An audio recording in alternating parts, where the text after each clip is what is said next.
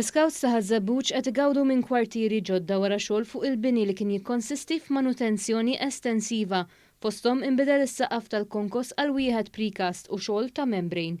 Il-proġett li sar b'ħidma mid-Dipartiment tax-Xogħlijiet Pubbliċi kompli anke b'xogħol mhux strutturali bħal tindif u tibjit tal-ħitan minn ġewwa li kienu meħtieġa. L-iscout leader Mario Micallef qal kemm kienet importanti din l-għajnuna fl-isfond li l-ħidma tagħhom hija kompletament volontarja.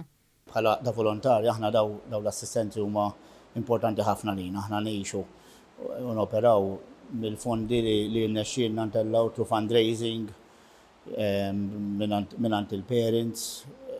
Ovvjament hija limitata u allura investiment bħalma u assistenza bħalma kellna hawnhekk fejn xogħol infrastrutturali għax kellna post li kien wasal għal tidwira tajba u għalejjem mill-uħ.